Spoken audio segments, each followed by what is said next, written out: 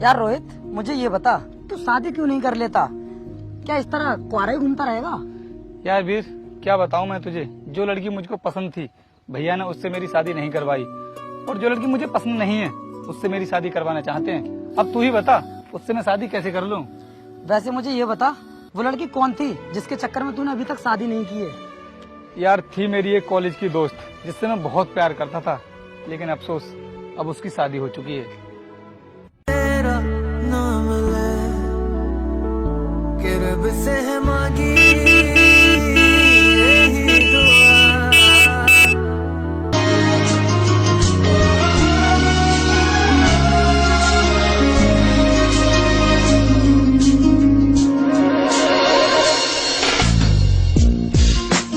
जो दिल पे लगी क्यों रे, सुनाई नहीं दे रहा? कितनी देर से हॉर्न बजा रहा हूँ। है जो मैंने सही है मेरे यार। लगता ही ऐसे नहीं मानेगा।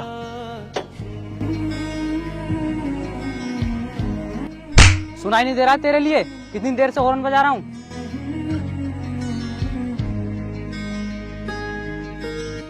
अबे तुझसे ही बात कर रहा हूँ मैं, इधर क्या देख रहा है घूर घूर कर? अरे भाई साइड में आ जा, जाने दे सर के लिए। सर आप जाइए। समझा देना इसको, आगे से ही मेरे रास्ते में ना आए। बैठो। मुझे लगता है कि बात दिल की होती लफ्जों की धोखेबाजी, तुम साथ हो या ना हो। भाई मुझे ये बता, तुझे क्या हो गया था अभी? यार वीर, ये वही लड़की है जिसको मैं बचपन से प्यार करता आ रहा हूँ, और इसी से शादी करना चाहता था मैं। देख भाई, तू एक काम कर, अब उस लड़की को ना पूरी तरीके से भूल जा, क्योंकि उसकी शादी एक पुलिस वाले के साथ हो चुकी है, और अगर तू दोबारा से उसके सामने आ गया ना तो पता नहीं वो पुलिस वाला तेरे साथ क्या करेगा। भाई, मैं उसको ना अपनी जान से भी ज्यादा प्यार करता हूँ, और मैं ना उस पुलिस वाले को उसकी लाइफ से निकाल कर ही रहूंगा, चाहे इसके लिए मुझे कुछ भी करना पड़े। अरे तू उसके प्यार में पागल हो गया है, समझने की कोशिश क्यों नहीं करता? पति है वो उसका।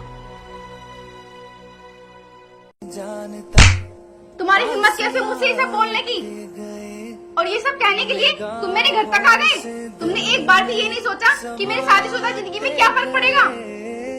तुम बहुत बदल गई हो। तुम ना पहले वाली नैन्सी हो ही नहीं, जो मेरे बिना एक पल भी नहीं रहती थी।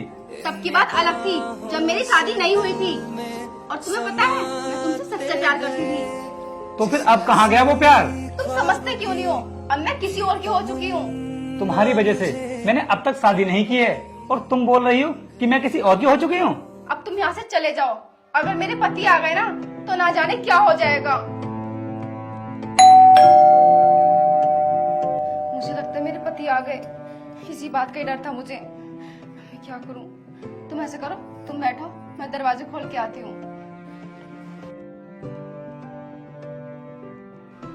भैया आप आइए अंदर।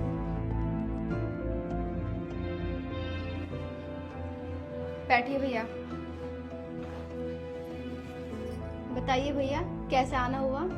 मैं यहाँ से गुजर रहा था तो सोचा तुझसे मिलकर चलूं, लेकिन हाँ, जीजा जी दिखाई नहीं दे रहे। वो ना ड्यूटी गए हैं, बस आने वाले होंगे। लेकिन हाँ, ये लड़का कौन है? वो ये ना उनके दोस्त हैं। चल ठीक है बहन, मैं चलता हूँ। वैसे भी मैं बहुत जल्दी में हूँ। ठीक है भैया। ठीक।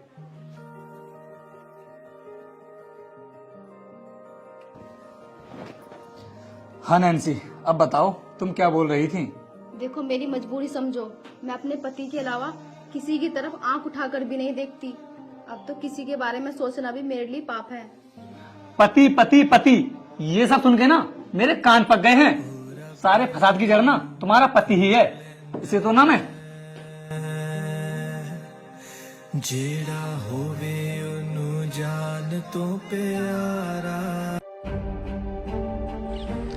आ गया तू? यार बहुत टाइम लगा दिया तूने यहाँ पर आने में। हाँ यार, वो मैं किसी जरूरी काम में फंस गया था।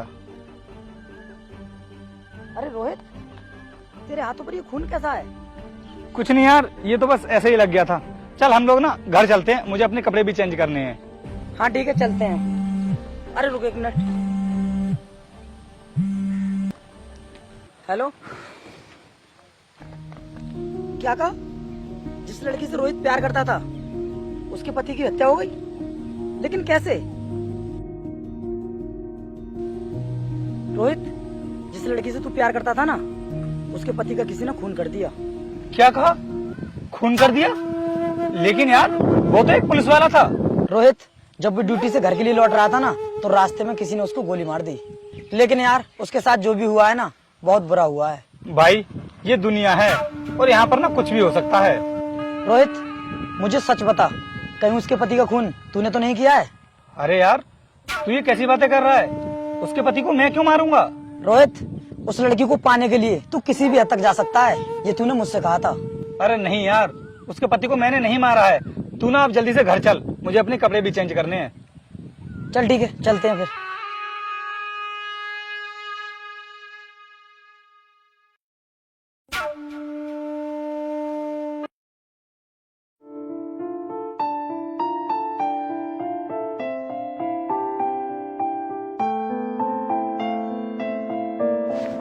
अब तुम क्यों आए हो यहाँ?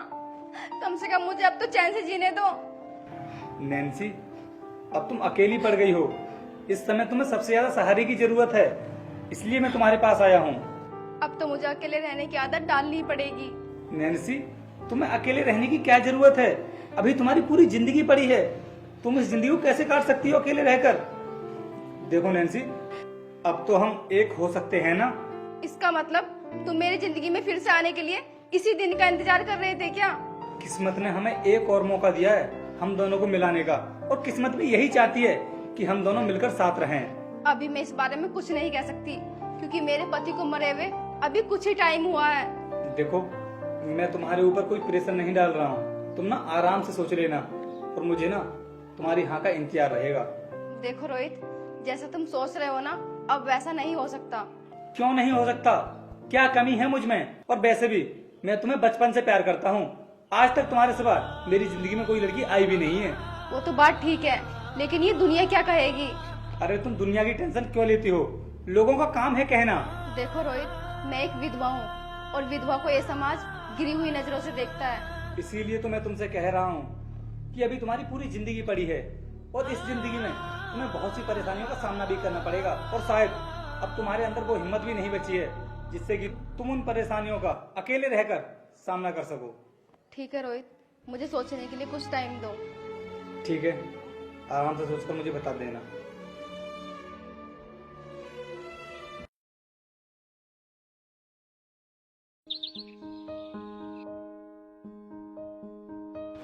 नैन्सी रुको।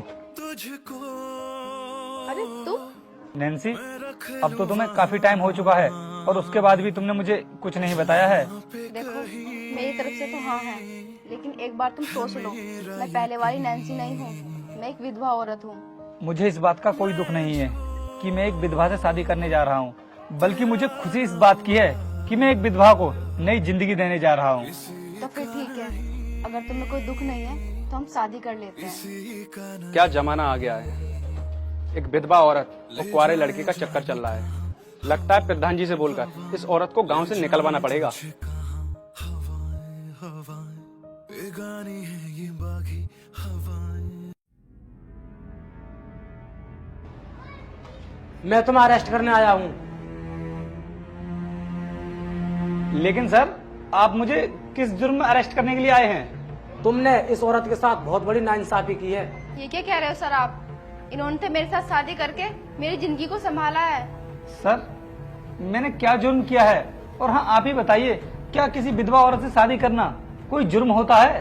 किसी विधवा औरत से शादी करना जुर्म नहीं होता है, और किसी औरत को जानबूझकर विधवा बनाना और उससे शादी करना सबसे बड़ा जुर्म होता है। सर, ये क्या कह रहे हैं आप? साफ साफ बताइए, आप कहना क्या चाहते हैं? सर आप ये क्या कह रहे हैं? तुमसे शादी करने के लिए तुम्हारे पति को इसी ने मारा है। मुझसे शादी करने के लिए तुम इतना गिर जाओगे, ये मैंने कभी सोचा भी नहीं था। नैन्सी, ये सब झूठ है। मैंने तुम्हारे पति का मर्डर नहीं किया है। ज्यादा चालाक बनने की कोशिश मत करो। हमने तुम्हारे घर से खून लगे हुए कपड़े बरामद किए हैं। लेकिन सर, आपके पास क्या सबूत है कि वो खून इन्हीं के पति का है? हमने तुम्हारे कपड़ों को फॉरेंसिक लैब भेज दिया है, कुछ ही देर में रिपोर्ट भी आ जाएगी, और उन कपड़ों पर लगा हुआ खून इनके पति का निकला तो तुम तो हमेशा हमेशा के लिए गई। सर, पहले आप कंफर्म कर लीजिए, क्योंकि शक के तौर पर ना आप मुझे अरेस्ट नहीं कर सकते। दरोगा साहब, ले जाइए इस नीच को, इसने मेरी जिंदगी खराब कर दी, मेरे पति को मारकर। नैन्सी, ये तुम क्या बोल रही हो? मेरा विश्वास करो, मैंने तुम्हारे पति को नहीं मारा है। तूने मेरे पति को मारकर मुझसे शादी कर ली, शर्म आनी चाहिए तुझे। बहुत नाटक कर लिया तूने, चल अब मेरे साथ। रुक जाइए सर, असली खूनी ये नहीं बल्कि ये है। क्या खूनी ये है? नहीं सर, ये खूनी नहीं हो सकता, ये तो मेरा भाई है।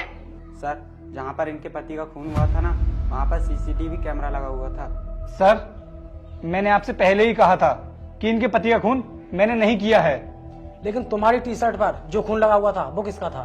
सर, उस दिन मैं बाइक से आ रहा था और रास्ते में एक व्यक्ति का एक्सीडेंट हो गया था। उसके सिर से बहुत बुरी तरह खून बह रहा था, तो सर मैंने उसको हॉस्पिटल तक पहुंचाया। इस वजह से मेरे कपड़ों पर खून लग गया।